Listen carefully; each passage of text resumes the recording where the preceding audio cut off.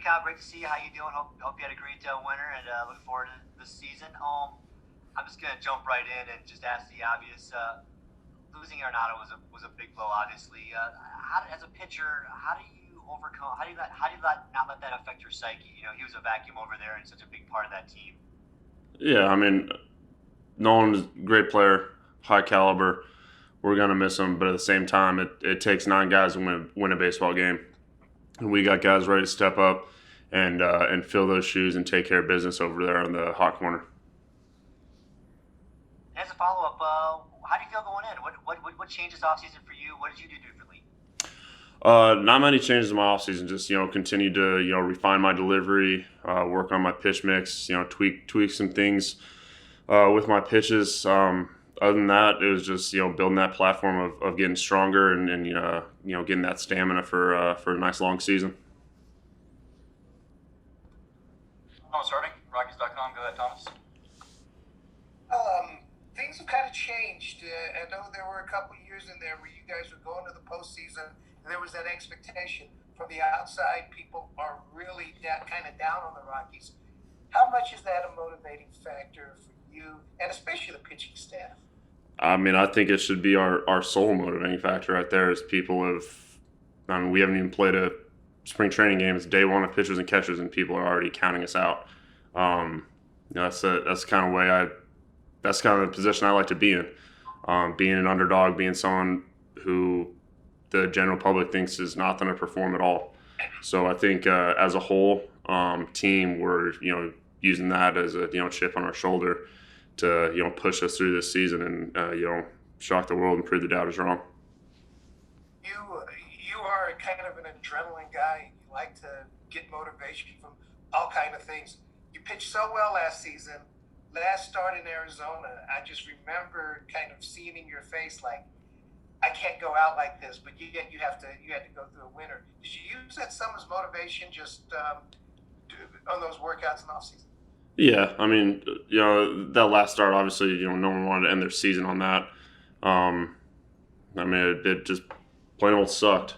But yeah, I've definitely thought about it, throughout the offseason, that bad taste in my mouth and, wanting to get back out there and, get back to competing, with the guys on the field, against another team and, get back to success. And what's next for you? You added that changeup in there last year. You're able to open up the other side of the plate, but what's the next step? What do you need to do to get to be the all-star type pitcher you have? And if you guys can indulge me, I have one more after this. Consistency. Every 5 days going out there, being consistent, keeping runners off the base paths, keeping numbers down, keeping runs off the scoreboard, allowing my defense to work quickly so we can get back in and hit and score some runs. But for me, it's just that consistent factor, making sure every 5 days I'm going out, getting as deep into ball games as I possibly can, and leaving my team with a chance to win.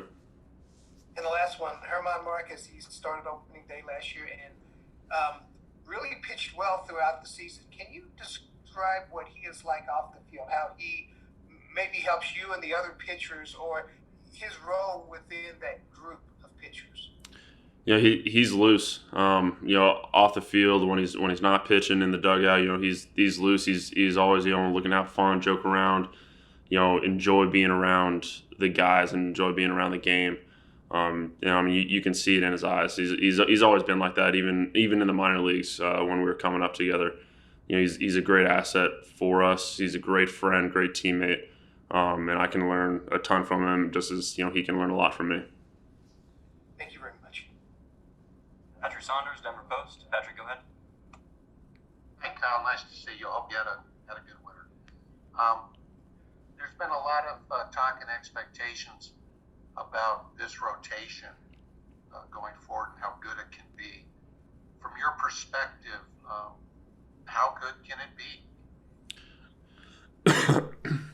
It's I think we can be extremely good. You look at the guys that we have, myself, Marquez, Senzatella, Johnny, and we got guys chomping at the bit for that fifth spot. I think it's going to be really exciting to see what we can do because the pieces are there. and it all falls on us now to execute every 5 days and show that consistency, like I was talking about, leaving our team with a chance to win every single night, no matter who we're playing, whether it's Miami or if we're playing the Dodgers. It doesn't matter. We have to be able to go out and show that we can be consistent, and if we can show we can be consistent, those are usually going to turn into wins. Second question for me, Austin Dahmer. We just talked to him. He's excited. He wants to be that fifth starter. Your fellow lefties, I assume you guys will share notes, and if so, what are some of the things you want to convey to him about life pitching at altitude? Yeah, so I've actually, over the past, week or so, since he's, been traded over here, I've actually been talking to him quite a bit. I've been throwing with him quite a bit. We've been picking each other's brains, about, our organization, the Cardinals organization, pitching in Coors, pitching at altitude, stuff like that. He's been asked a lot of great questions that, thankfully I'm able to have the answers for him about that. But it's been great so far. He seems very excited. He's one of those guys chomping at the bit for that fifth spot. And, being a fellow lefty, I think that's going to help us out a lot. You real quickly, can you share maybe one thing that you told him that you learned? I mean, you grew up in Colorado, but that you've learned that he needs to find out about staying healthy, pitching it out? I mean, I think he knows, kind of the obvious of, best thing to do in Coors Field is keep that ball on the ground as much as you can. Try and avoid them putting it in the air. Great. Thanks, Kyle. Nick Groke, The Athletic. Nick, go ahead. Yeah, hey Kyle, you just touched on this just a little bit, but a couple of years, it wasn't that long ago, just a couple of years, the rotation was really young. You guys were really inexperienced, and you really carried the team to the playoffs twice. Now a couple of years later, you guys are sort of more the core of the team. Like you're established, and a lot of the core players are now gone, and it's now the rotation that's the thing that carries over. Does it feel like you guys are having to carry maybe a bigger burden, bigger load with this team? I think we need to recognize that we are that core, and become leaders together, and show these younger pitchers or younger position players what we want to do, how we should be going about our business day in, day out, and that we're out here to compete and win ball games every single night. And we have the guys to do that. We're mature now. We've been in the league for quite some time now, so I think we're, as a group, able to teach these guys how to properly move forward and be leaders in the clubhouse and show them what it takes to be consistent and win consistently.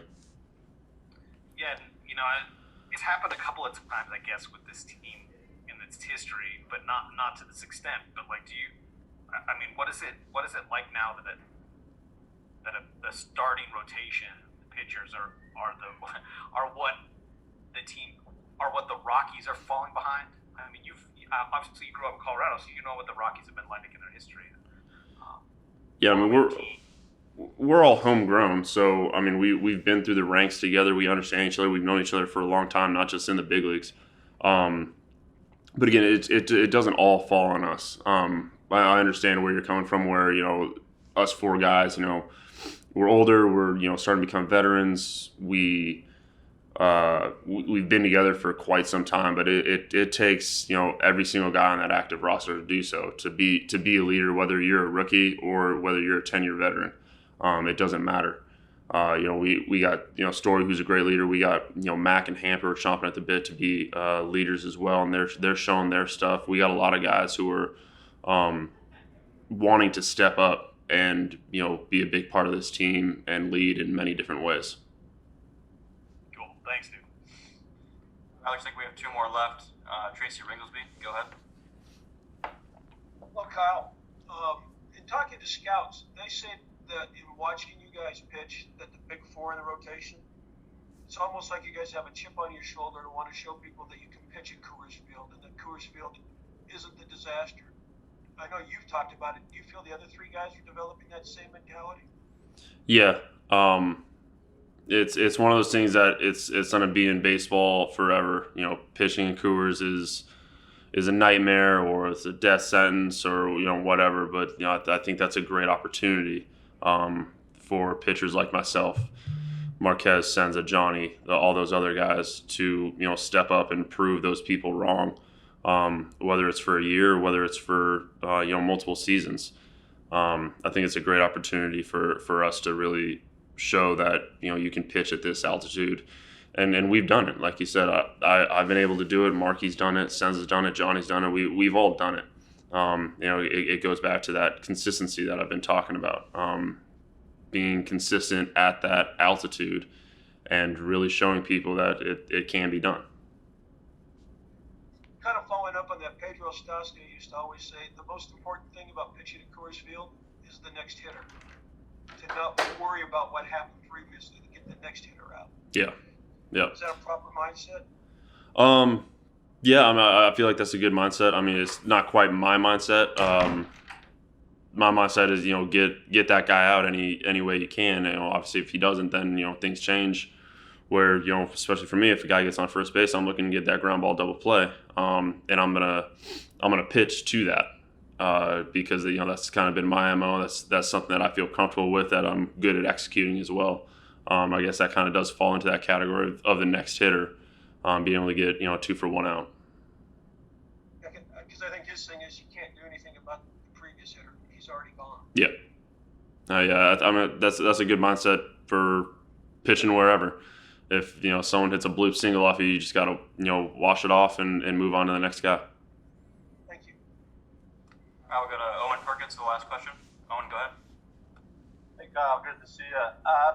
Got a couple questions if I can, but if the fans are really accustomed to your determination to win and your competitiveness, can you share with them what may not be as clear about the organization's same kind of commitment and getting better on a daily basis and continuing to improve, and how they're what fans can be excited about the team getting better going into the future? I would tell them focus on the group that we have. We have some incredible players on this team. We may be young, we may not have the superstars that a lot of other teams are stacked up on, but that's a spot that I love to be in. I said last year, I don't mind being a snake in the grass. This is a great opportunity for us to shock the world.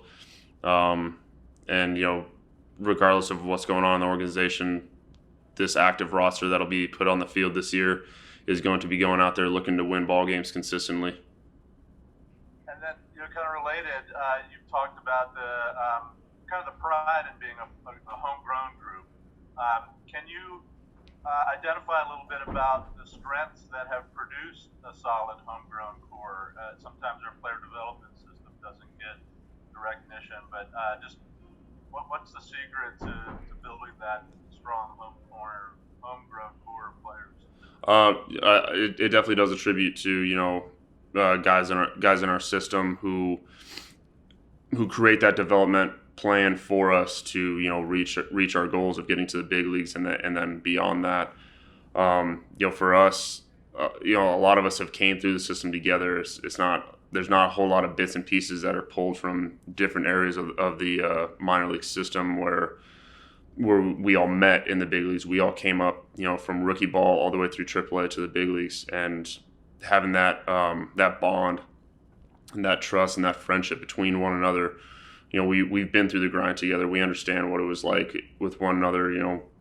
For instance, me, McMahon, Senza, Markey, we were road goats. We were on the road for the entire season in AA, and that was a grind that nobody besides us know of. So that kind of bond that we have been able to create, definitely allows us to trust one another at the big league level.